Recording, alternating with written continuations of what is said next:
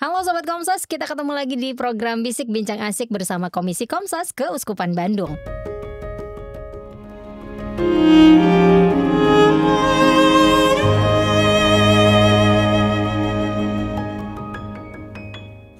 Oke, hari ini saya menggantikan Om Stefanus yang biasanya hadir di sini bersama dengan Pastor Postinus. Kemana Om Stefanus? Aduh, memberikan saya tugas yang berat begini berhadapan dengan Pastor Postinus. Ke KWI Mbak. Oh iya Ke KWI ya. ya, tugas di KWI, tugas negara. Tugas negara, mau tidak mau harus mau ya, Iya. berangkat ke sana. Iya. Pastor Postinus apa kabar? Kabar baik Mbak Gersan. Oke, kita hari ini bakal ngobrol yang berat-berat ya kalau sama Pastor Iya. Postinus gitu. Lalu kita buat ringan saja Ini ya. kita buat ringan saja. Tapi ini biasanya disukai oleh umat karena kan salah satunya juga saya banyak yang nggak tahu gitu tentang hukum-hukum gereja Ya. gitu. Nah, Ya. Pastor, pernikahan itu kan ibadah ya, Ya. ibadah. Panggilan. Panggilan. Ya benar.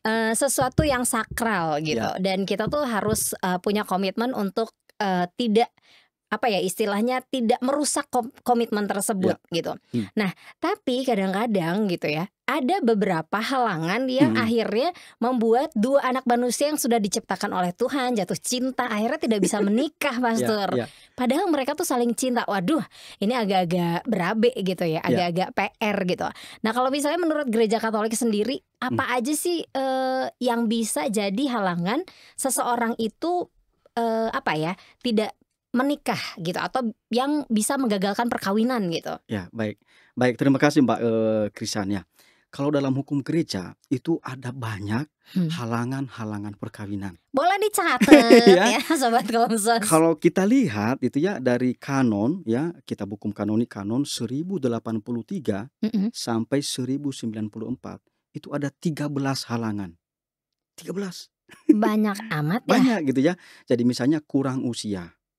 Lalu impotensi. Lalu yang ketiga itu ikatan terdahulu. Lalu beda agama. Lalu hubungan darah. Lalu penipuan raptus itu penculikan, ya. Penculikan, lalu tabisan suci, kaul kekal, lalu kelayakan publik dan adopsi. Itu banyak sekali. Ya. Oke. Jadi ada 13 sebenarnya itu ya. Jadi kalau kita lihat, tapi harus kita ingat juga bahwa yang menjadi penyebab perkawinan tidak sah tidak hanya halangan perkawinan, tetapi juga cacat kesepakatan perkawinan. Nah, di dalam hukum gereja, cacat kesepakatan perkawinan itu juga ada banyak, 13 atau 14. Oke, ntar dulu ya. Yang tadi 13. Iya tuh. Sekarang 14 nih. Sebenarnya ini tuh harus diketahui umat atau misalnya ya udahlah nggak apa-apa itu mah urusan pastor aja kan nanti toh ada yang namanya penyelidikan kanonik gitu. Harus diketahui oleh umat sebenarnya. Lalu kalau dikatakan bahwa hukum gereja ini sudah diupload di media sosial itu ya, ada di internet loh. Kitab hukum kanonik ini. Jadi bisa dibaca juga oleh umat supaya umat punya pengetahuan. Kan kita kan harus punya budaya literasi yang baik. Supaya kita tahu gitu ya. Lalu supaya juga nanti pasangan itu ya kalau memilih pasangannya sebelum menikah tahu apa yang menjadi haknya, apa yang menjadi tanggung jawabnya, dan sebenarnya kalau menikah apa yang harus dipenuhi oleh dia. Kan begitu sebenarnya ya. Jadi perlu tahu juga sebenarnya. Tapi kan biasanya tuh suka ada yang disumput-sumputin, yang disembunyiin kan Pastor gitu. Oh, di depannya tuh manis banget gitu. Dan ternyata pas sudah menikah kita baru tahu jeng-jeng. Ternyata tuh sesuatu yang aslinya tuh kayak gini gitu. Nah, kalau misalnya kayak gitu ya, itu tuh bisa menjadi kita mengajukan kayak nggak mau nih, nggak bisa gitu karena ini kan yang tadi penipuan gitu misalnya kayak gitu, bisa nggak Pastor? Nah kalau penipuan itu tidak masuk dalam halangan tetapi masuk dalam cacat kesepakatan. Oh yang tadi Ya, cacat kesepakatan ada 14 itu. Ada 14 itu. Kanonnya jelas 1098. Kalau seseorang melakukan tipu muslihat supaya dia memperoleh kesepakatan agar menikah dengan orang itu, tapi kenyataannya dia menipu, juga cacat kesepakatan dan karena itu cacat perkawinan. Nah itu. Berarti bisa kayak pembatalan bisa gitu ya? Atau gimana akhirnya? Nah udah di akhir aja nih. Ya, maka ini kalau di kita itu sebelum menikah pastor paroki atau pastor yang melayani perkawinan itu harus sangat hati-hati menyelidiki dengan sungguh-sungguh supaya sebelum perkawinan itu dilangsungkan sudah tahu atau sudah mengantisipasi bahwa nanti tidak ada satu hal pun yang membuat perkawinan itu tidak sah. Sebenarnya kalau kita sungguh-sungguh mendampingi calon pasangan suami istri, kita memiliki indikasi loh. Jadi misalnya orang itu nipu atau apa gitu ya, ada sesuatu yang dia sembunyikan, kalau kita sungguh-sungguh itu bisa kita lihat. Itu Ini bisa tuh dalam penyelidikan kanonik nih? dalam penyelidikan kanonik atau dalam pendampingan personal. Kan sebenarnya kan apa, persiapan perkawinan tidak hanya penyelidikan kanonik, Ya. tapi ada kursus persiapan perkawinan, ketemu dengan romonya, itu ya kan, itu didampingi secara personal, itu kan. Nah, mestinya memang pastor ya memberikan waktu yang sebanyak-banyaknya yang memadai supaya mereka sungguh-sungguh didampingi dengan baik. Nah Oke, itu. ini menarik yang pendampingan pastor ini karena waktu saya menikah itu tidak ada pendampingan gitu. Jadi cuman kayak kursus pernikahan, kemudian kanonik gitu ya, penyelidikan kanonik, udah that's it gitu. Nah, ini sangat menarik sekali. Apakah memang perlu sebegitu perlunyakah pendampingan dari imam gitu agar kita juga bisa benar-benar akhirnya menjadi keluarga kudus gitu, pastor? Nah, ini sangat perlu. Mengapa? Karena dasar kanonnya kan sangat jelas. 1063 dikatakan di sana bahwa hendaknya para gembala jiwa, para pastor atau uskup itu mengusahakan supaya calon pasangan suami dan istri itu ya diberikan pendampingan yang maksimal supaya perkawinan yang akan dilangsungkan dipelihara dalam semangat Kristiani. Lalu medianya apa? Katekese.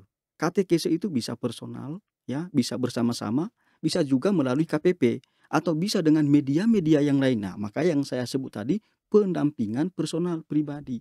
Bahkan kalau itu beda agama atau beda gereja sebenarnya ada pendampingan lanjutan dan itu dicatat di dalam hukum gereja Kanon 1128 bahwa para gembala jiwa memperhatikan supaya tidak kekurangan kebutuhan spiritual dari yang Katolik dan anak-anak yang lahir.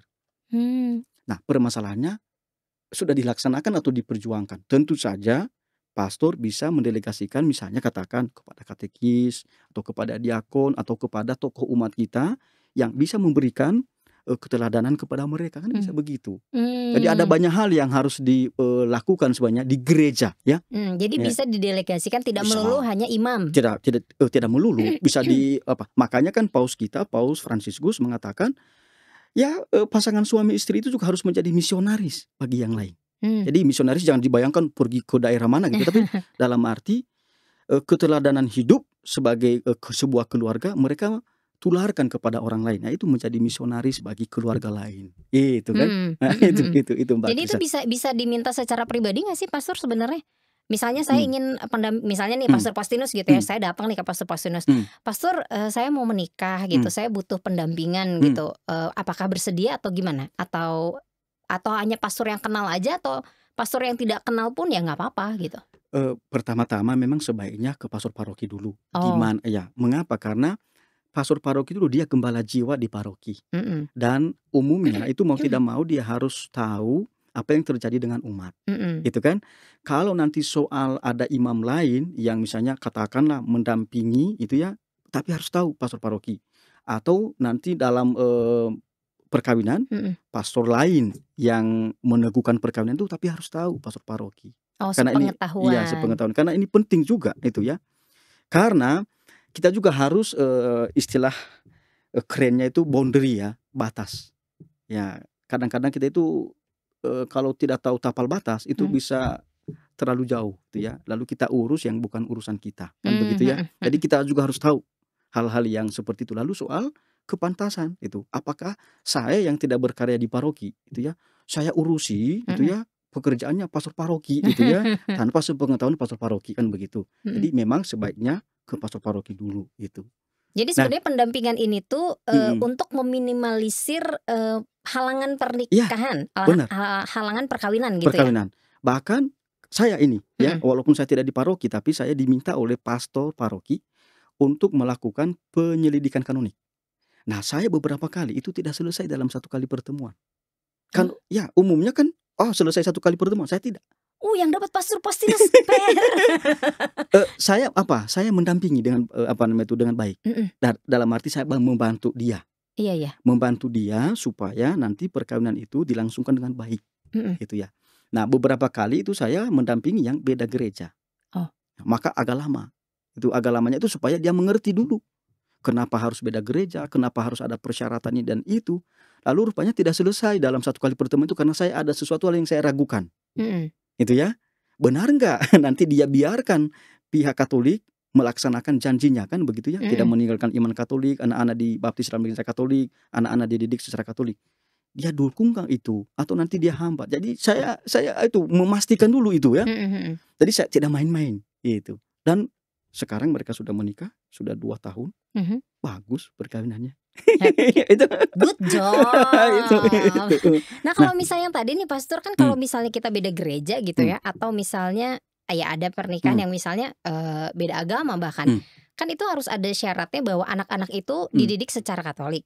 Nah, misalnya nih dia udah janji, oke, kami akan didik secara Katolik gitu, dan saya yang di luar Katolik, non Katolik itu akan mendidiknya secara Katolik juga gitu kan. Tapi pas dalam perjalanan nih gitu, misalnya itu akhirnya tidak terjadi atau di tengah-tengah putus gitu.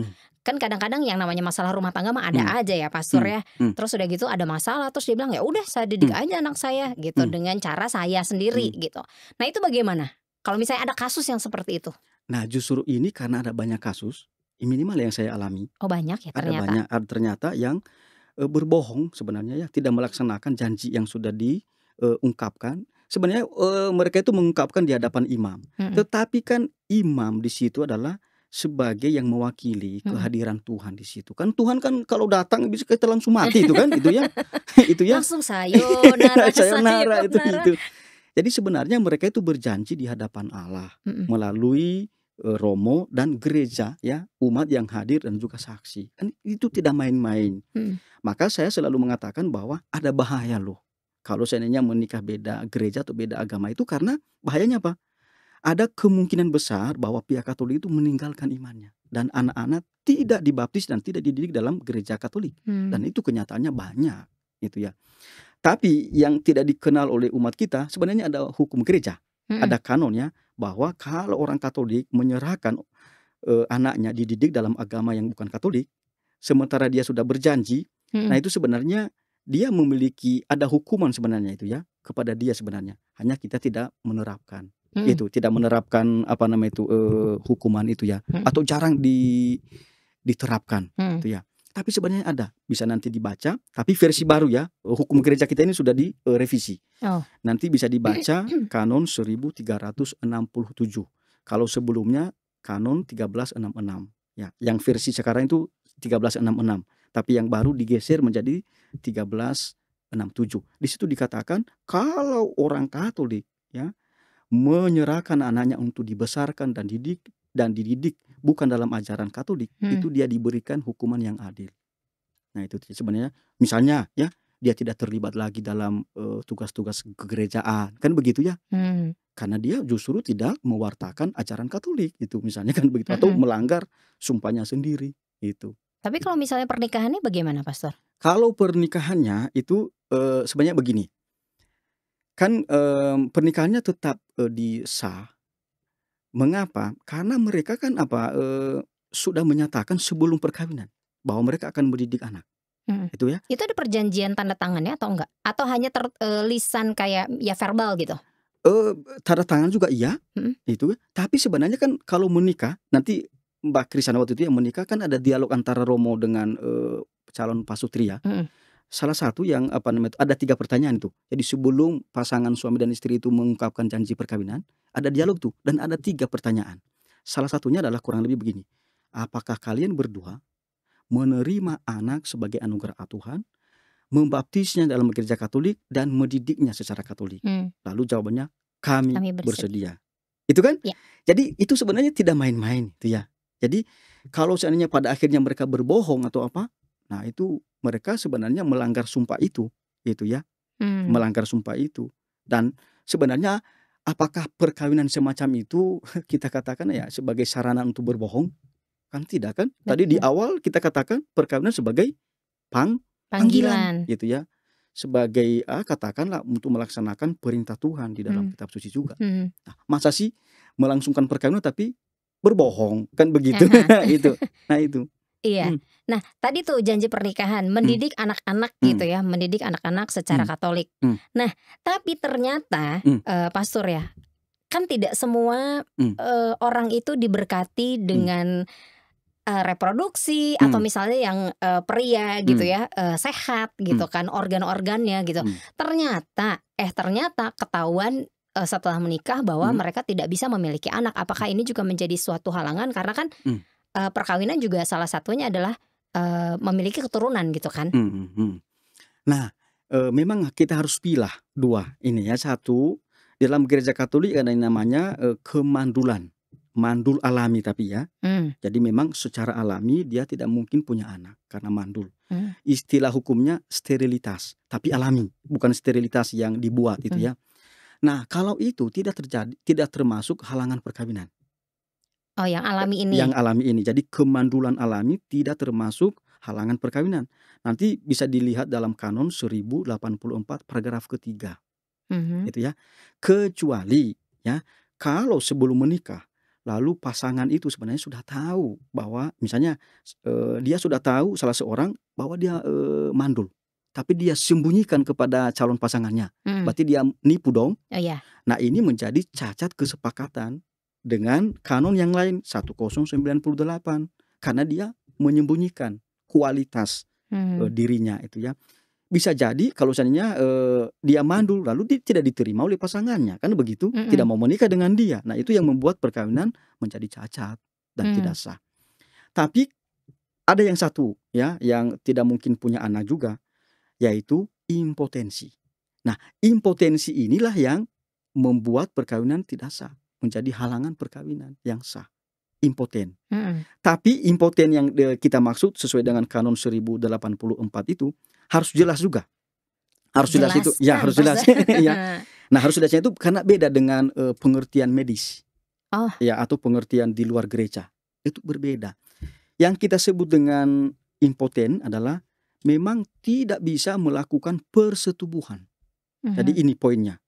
Tidak bisa melakukan persetubuhan sama sekali. Kalau mandul kan bisa. Ya kan? Iya kan itu ya.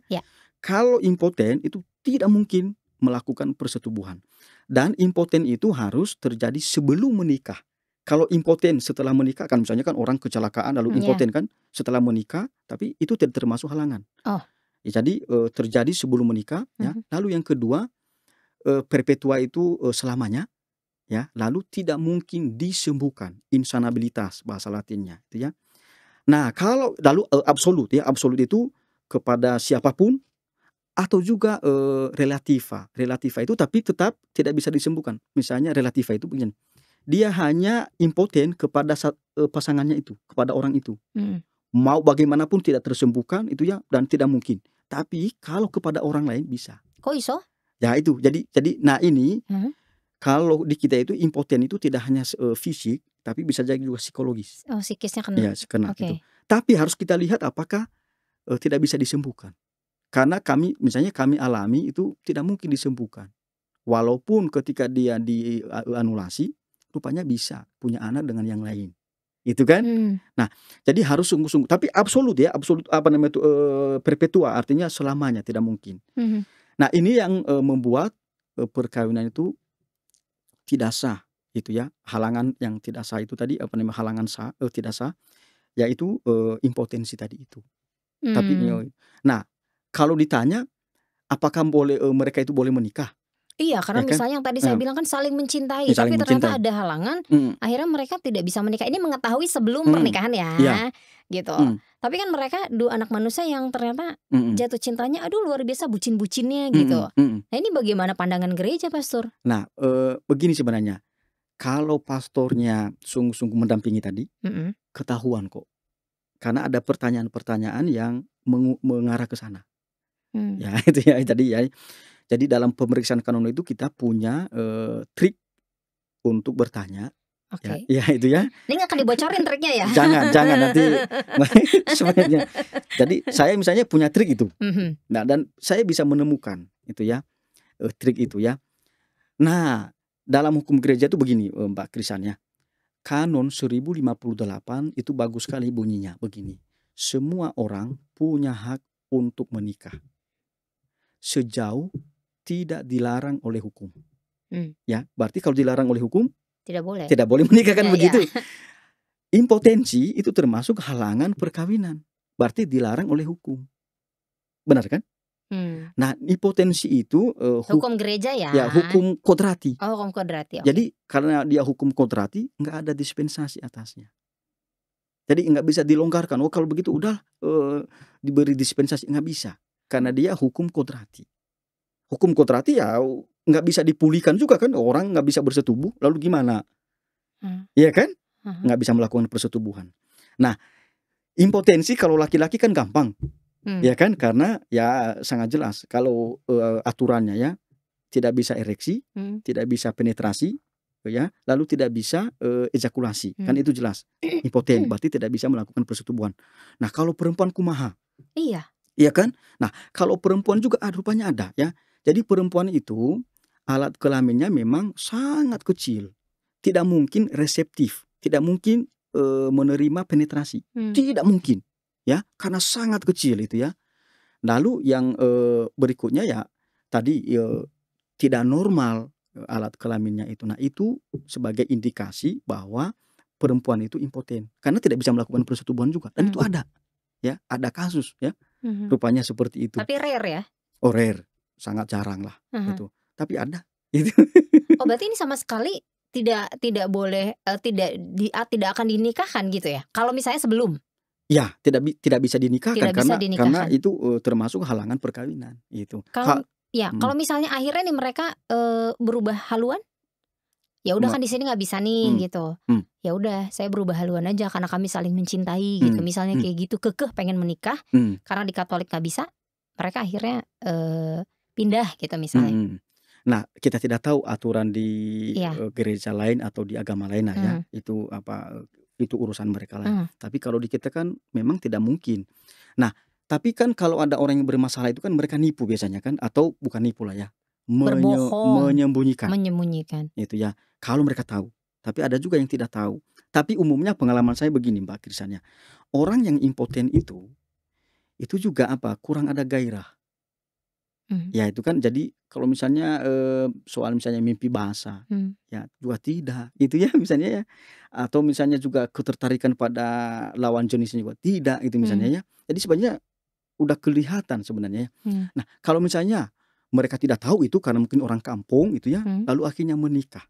Ya, tentu saja kalau seseorang dengan itikat baik lalu melangsungkan perkawinan kendati ada halangan, lalu romonya juga tidak tahu, maka di perkawinan itu disebut perkawinan putatif. Apa tuh? Perkawinan putatif itu perkawinan yang dilangsungkan dengan itikat baik, tetapi ada halangan atau ada cacat yang sebenarnya membuat perkawinan itu tidak sah. Sepanjang mereka tidak ada yang merasa dirugikan atau tidak menggugat pasangannya, maka sepanjang mereka sebagai suami dan istri, perkawinannya dianggap sebagai perkawinan yang sah. Itu. Jadi tapi perkawinan putatif. Itu ya. Jadi dalam hukum gereja kita itu ada banyak solusi itu ya kalau jadi supaya kita jangan hanya menghakimi umat, tapi juga mereka diberi solusi kepada mereka. Itu.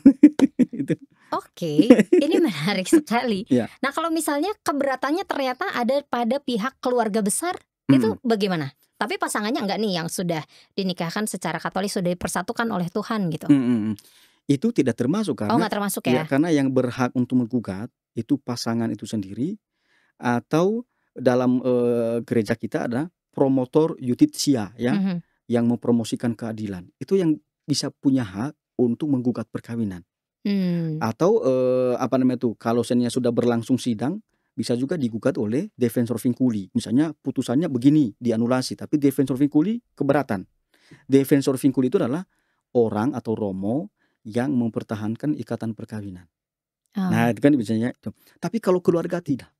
Itu kan harus pasangan itu sendiri itu. Jadi kalau misalnya meskipun keluarga besarnya datang nih gitu, Nggak bisa. ngojok-ngojok pastor, Nggak pastor bisa. gini Iya. enggak ya? Ya nggak bisa. Oh. Gitu. Kali kan ada aja yang begitu ya pastor ya, Iya. bahwa mengetahui ternyata di tengah pernikahan tuh ada sesuatu yang wah ini janggal, Iya. nggak bener gitu Nah. kan dan lain sebagainya. Nah tadi menariknya adalah tadi ya 13 apa namanya halangan. Ya. Itu salah satunya adalah usia. Ya. Batas usia. Batas usia berapa yang diperbolehkan di gereja Katolik untuk bisa menikah? Nah, nanti kanonnya kan 1083. Kanon 1083. Nah, di situ dijelaskan bahwa ini batas usia menurut hukum gereja. Tapi kan ditambahkan nanti kan. Prinsip pertama adalah usia laki-laki 16, sedangkan usia perempuan itu 14. Jadi 16, 14. Tapi di dalam paragraf kedua dari kanon itu 1083 tadi dikatakan diberi kewenangan kepada masing-masing konferensi para uskup untuk menentukan usia yang lebih tinggi daripada usia yang ditentukan oleh hukum gereja ini. Maka kita di Indonesia oleh konferensi para uskup ya wali gereja KWI itu menentukan supaya kita mengikuti undang-undang sipil, undang-undang negara kita. Nah, di dalam undang-undang negara kita itu ya yang terbaru ya, ini revisi dari Undang-Undang Nomor 1 Tahun 1974 ya, Undang-Undang Perkawinan itu diubah menjadi Undang-Undang Nomor 16 Tahun 2019. Di situ dikatakan bahwa usia minimal mereka yang menikah 19 tahun. Ya, maka di kita di Katolik di Indonesia itu rata-rata usianya 19 tahun. Dan karena di dalam Undang-Undang Nomor 1 Tahun 1974 disyaratkan kalau belum 21 tahun maka harus ada surat persetujuan dari orang tua. Maka kita juga mengatakan bahwa ya batas 21 tahun. Rata-rata kita tidak ada masalah soal usia ini. Ya, di paroki-paroki hampir tidak ada masalah. Mengapa? Karena kita tunduk ya kepada undang-undang sipil, undang-undang negara kita. Karena itu juga diminta oleh konferensi wali gereja ya Indonesia dan juga disyaratkan di dalam kitab hukum kanonik. Nah itu Mbak Kirsan. Nah kalau misalnya di luar batas, misalnya gini, ini anak yang di luar belum bisa menikah gitu ya, belum bisa terjadi perkawinan, tapi ada kasus yang dia misalnya diruda paksa nih pastor gitu, apakah itu bisa menjadi pertimbangan tersendiri atau bagaimana? Dia apa dipaksa? Diruda paksa, apa ya? Diperkosa, gitu ya. diperkosa. Ya. Nah memang begini, kalau misalnya ini mungkin kasusnya hamil di luar nikah ya, tapi misalnya. Usianya misalnya 15 tahun. Nah tadi kan apa usia perempuan tadi kan kalau sesuai dengan hukum gereja 14 ya. 14. Nah laki-laki 16. Jadi secara hukum gereja tentu saja tidak ada masalah kan begitu. Kalau ini hamil di luar nikah itu bukan masalah usia yang bermasalah, tapi yang kita perhatikan adalah apakah secara psikologis dia sudah matang, apakah secara juga fisik dia sudah matang gitu ya, atau secara manusiawi dia sudah matang, misalnya dia belum mampu mengelola keluarga atau membangun keluarga, bagaimana secara emosi ya, secara emosi. Toh nanti kalau dipaksakan atau diikuti keinginan mereka menikah bisa bubar juga kan.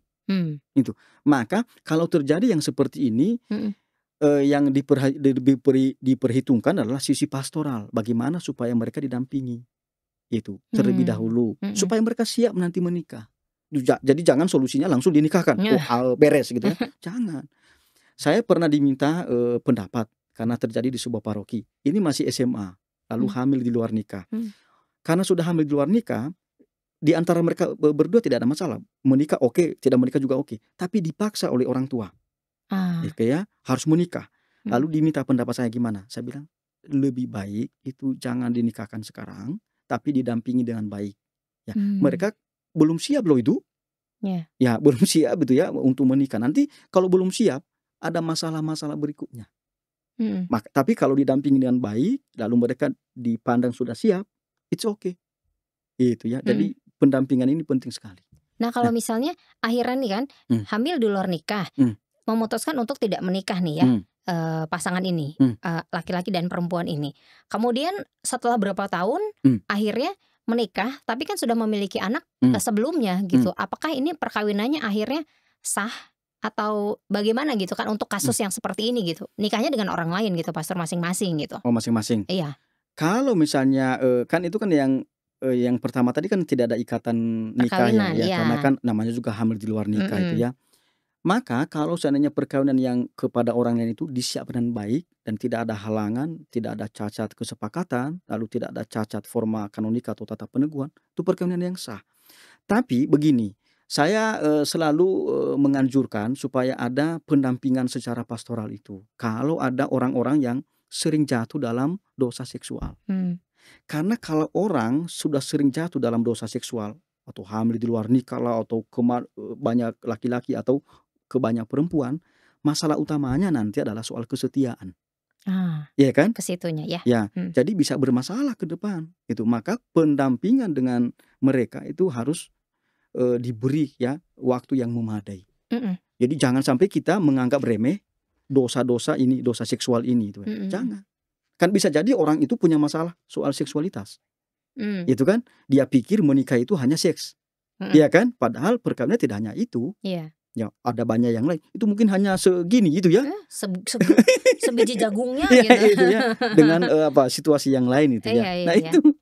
itu Mbak. Nah kalau itu kerja sama psikologi juga nggak sih Pastor biasanya? Kalau pendampingan kayak gitu? Nah, memang, sebenarnya sudah ada ide kita di Keuskupan Bandung. Bahwa, Keuskupan Bandung itu mengumpulkan para psikolog supaya bisa menjadi, mereka, katakanlah konselor bagi orang-orang yang semacam itu. Ya, karena misalnya seperti saya, pastor, saya tidak belajar ilmu psikologi secara formal, saya hanya baca buku, kan begitu? Tapi kan itu otodidak. Jadi ada orang yang ahli di bidang itu. Nah, sebaiknya memang didampingi. Ya.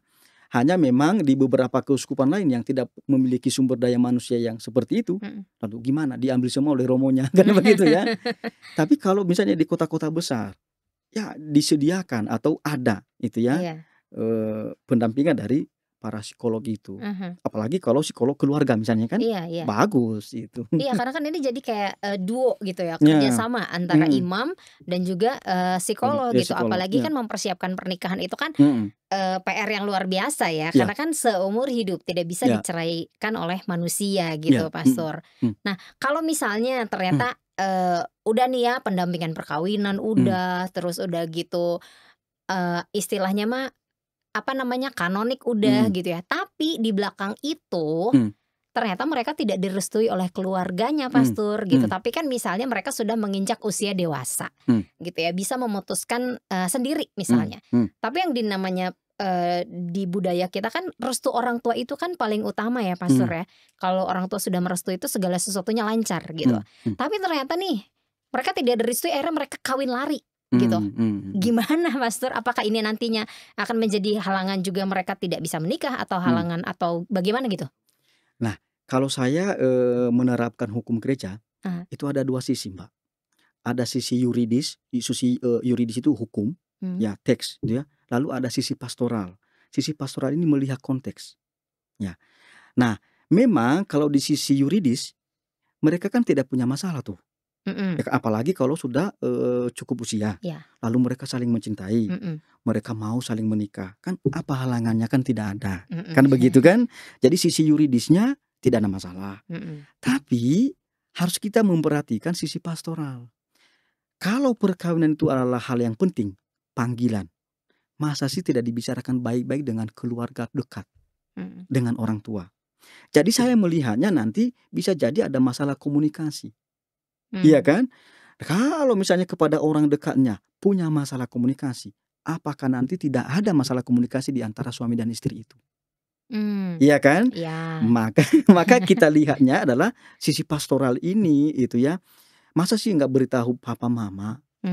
Toh juga papa mama itu yang melahirkan kamu. Dia bahagia banget kalau seandainya dia tahu itu ya. Lalu mungkin juga orang tua juga perlu dikoreksi lah ya. Ada orang tua yang sangat baik kepada anaknya, tapi baiknya mengintervensi terlalu dominan. Kan begitu kan? Gitu ya. Tidak membuat anak menjadi dewasa, tapi membuat anak menjadi sebagai anak-anak. Jadi dipandang terus sebagai anak-anak. Dikhawatirkan terus gitu ya. Jadi anak itu kapan dewasa? Nggak bisa lagi mengelola hidupnya. kadang-kadang anak itu akhirnya memberontak dari orang tua semacam ini. Jadi harus kita juga lihat gitu ya. Kan saya mengalami itu, Mbak. Ada kasus itu ya. Oh iya. Anaknya mau menikah, diintervensi, lalu sangat dominan lagi. Akhirnya anak itu nggak bisa memutuskan. Nanti kalau menikah, anak itu tidak dewasa. Karena apa-apa, dia tidak tanya pasangannya, dia tanya mama, dia tanya papa. Orang tuanya yang ditanya duluan. Berarti selalu ada orang ketiga di antara mereka berdua. Nah, ini bahaya kan sebenarnya kan, bisa merecoki keluarga mereka juga. Nah itu, Mbak. Nah, kalau misalnya masalahnya bukan komunikasi, Pastor, tapi misalnya tidak sesuai dengan pilihan orang tua, nggak mau gitu ya. Ini tidak sesuai dengan pilihan papa dan mama. Kamu tidak bisa menikah dengan dia gitu. Mama, papa punya pasangan yang lain nih yang lebih bagus gitu. Kan orang bilangnya bahwa orang tua tuh pokoknya punya intuisi yang luar biasa gitu ya. Nah kalau misalnya kayak gitu gimana? Begini, ini kan saya berdasarkan pengalaman saya mendampingi kasus di tribunal dan juga pendampingan dengan keluarga. Memang harus kita akui pada kenyataannya keberatan orang tua itu ada benarnya. Karena orang tua rupanya lebih lebih peka melihat sisi-sisi gelap dari calon pasangan anaknya. Sehingga ketika melihat ini, wah ini anak ini nanti nggak mungkin setia dia kepada anak saya. Ya kan, misalnya begitu. Atau kok orang ini tidak care kepada orang. Dan memang nanti terbukti ketika sudah menikah. Ada banyak kasus seperti begitu itu ya. Nah, kalau memang seperti begitu, maka anak pun harus memperhatikan saran dari orang tua. Maka memang harus selalu komunikasi antara anak dan orang tua itu. Harus ada relasi yang baik. Walaupun juga ada kasus yang tidak benar juga kan begitu. Yang penting orang tua itu memaksakan supaya dia menikah, supaya anaknya menikah dengan orang ini. Ya, anak itu nggak mau kan begitu, atau kurang mencintai. Ke depan pun bermasalah juga kan begitu. Nah itu kalau misalnya yang dipaksakan itu menjadi halangan juga nggak, Pastor? Nah begini, kan kalau paksaan kan ada aturannya. Tadi kita belum ngobrol yang soal paksaan ya? Belum ya. Tapi kalau paksaan itu bukan halangan, tapi cacat kesepakatan. Cacat kesepakatan. Nah itu ya, kanonnya 1103 ya. Paksaan itu ada 3 patokan. Ya, 1 itu paksaannya sangat berat. Jadi tidak mungkin orang itu melepaskan diri dari paksaan itu selain menikah. Lalu harus dari luar gitu ya. Jadi itu patokan pertama. Patokan kedua, ada ancaman yang sangat berat. Dan keluar dari ancaman itu hanya dengan menikah. Ya, yang ketiga, nah ini yang yang mengikat ke 2 di atas tadi. Tidak ada alternatif lain selain menikah. Jadi solusinya tidak ada lagi yang lain, hanya menikah. Nah kalau paksaan seperti itu termasuk kecacatan kesepakatan perkawinan yang membuat perkawinan tidak sah gitu ya. Tapi kalau misalnya seperti tadi itu bisa dia lawan, itu tidak termasuk. Gitu ya. Kalau misalnya oke saya bisa lawan ini, saya tetap bisa menikah gitu ya. Nah itu juga tidak termasuk karena dia masih punya alternatif lain untuk keluar dari sana. Nah itu. Ini mah kalau misalnya ngobrolin masalah halangan pernikahan mah kayaknya kan tadi banyak ya 13. Terus cacat kesepakatan perkawinan ada 14 gitu. Gak bisa ini satu episode ini. Nggak bisa gitu. Bisa puluhan episode. Bisa puluhan episode. Iya karena pasti banyak loh sobat Komsos yang penasaran gitu. Ini karena kita kan belum kupas detail banget kan Romo gitu ya. Baru ya luar-luarnya doang gitu. Karena ini sangat menarik sekali ya. Ini juga harus diketahui umat bahwa ya yang namanya halangan tuh apa aja agar nanti kita bisa mempertimbangkan kan akhirnya gitu. Oke, satu lagi ya. Satu lagi. Misalnya nih kan sekarang tuh maksudnya sekarang bukan menjadi rahasia umum lagi bahwa ada imam misalnya ya yang keluar gitu ya. Nah akhirnya dia itu mengundurkan diri lah ya pastor ya. Itu boleh menikah atau enggak? Kan tadi takbisan suci itu. Oh ya, itu belum kan? Termasuk halangan nikah. Oh, oke. Jadi takbisan suci halangan nikah. Takbisan suci itu apa? Diakon, ya. Lalu presbiterat sebenarnya imam, lalu uskup. Itu kan takbisan suci. Itu halangan perkawinan. Maka kalau ada imam yang meninggalkan imamatnya atau mundur dari imamatnya, tidak bisa menikah otomatis. Harus memohon yang namanya laisasi ya, atau laisasi itu atau laikalisasi itu ya, laikal, diawamkan kembali. Walaupun tabisannya itu sampai mati kan sebenarnya kan, tetapi fungsinya sebagai imam, statusnya sebagai imam itu diberi dispensasi. Nah, tapi prosesnya panjang, Pak. Pak Krisan ya. Mengapa? Panjang dan lama Iya, lama. gitu. Karena kita harus minta ke Bapak Paus di Vatikan. Jadi yang mengeluarkan laisasi itu adalah Bapak Paus melalui ya dikasteri untuk klerikus itu ya. Itu di Vatikan sana. Dan prosesnya panjang. Mengapa? Karena nanti kita harus melakukan sidang kepada dia, memanggil kenapa dia mundur, itu alasannya saja apa saja. Lalu kita wawancara teman kelasnya. Waktu pendidikan, ini bagaimana sih orang ini? Lalu kita juga tanyakan kepada rekannya sebelum dia meninggalkan imamat itu, apa yang terjadi di dalam pelayanannya. Lalu orang-orang lain yang kita anggap perlu untuk mendapatkan informasi. Lalu harus ada istilahnya votum dari hakim atau instruktor yang mengurus itu. Votum itu apa? Votum itu pendapat. Pendapat, analisis macam-macamnya. Lalu juga votum Bapak Uskup. Ya, votum Bapak Uskup. Lalu juga nanti ada beberapa imam yang lain yang diminta votumnya supaya kuat itu. Baru kita kirim ke Vatikan. Banyak yang terlibat berarti banyak yang terlibat itu ya. Jadi maka di kita itu lumayan panjang. Saya di mengurus punya kami di OWC itu memang ya, kalau orang telaten itu ya, jadi harus sungguh-sungguh memikirkan itu lalu membuat. Dan kalau saya bundelin itu kadang-kadang 50 halaman, 45 halaman. Oh, saya bilang, wah ini saya sudah membuat satu tesis ini itu ya.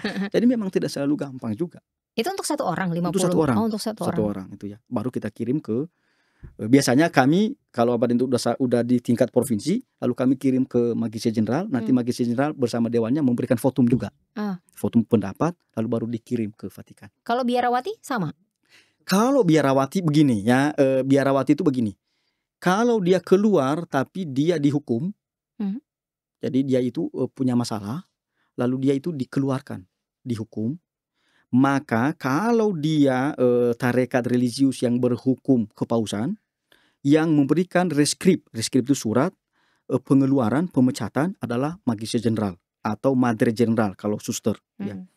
Kalau dia tarekat itu adalah tarekat berhukum keuskupan, ya, maka yang memberikan reskrip Magister Jenderal atau Madre Jenderal di tarekat itu yang tingkat keuskupan. Nanti kalau dia banding kepada uskup. Nah, kalau di kami berarti bandingnya ke Vatikan kan begitu. Nah, menarik. Ini sudah direvisi kanonnya. Maka juga harus hati-hati para religius sekarang ya. Para suster atau para frater itu yang sudah kalau kekal harus hati-hati. Sudah direvisi kanon 700. Karena sebelumnya dalam kanon ini dikatakan bahwa kalau seseorang dikeluarkan dari tarekat sudah berkaul kekal, reskrip pengeluaran itu harus dikukuhkan, harus dikuatkan oleh tata suci Vatikan. Oke ya. Sekarang tidak perlu. Jadi ketika Magister Jenderal atau Madre Jenderal mengeluarkan reskrip itu, ya pemecatan kepada yang bersangkutan, diberi waktu kepada dia ya 15 hari ya untuk melakukan banding. 15 hari aja. Ya, 15 hari ya untuk melakukan banding. Kalau habis waktu 15 hari maka otomatis berkekuatan hukum. Jadi kita harus hati-hati juga. Itu ya. Oke. Ya, itu ya.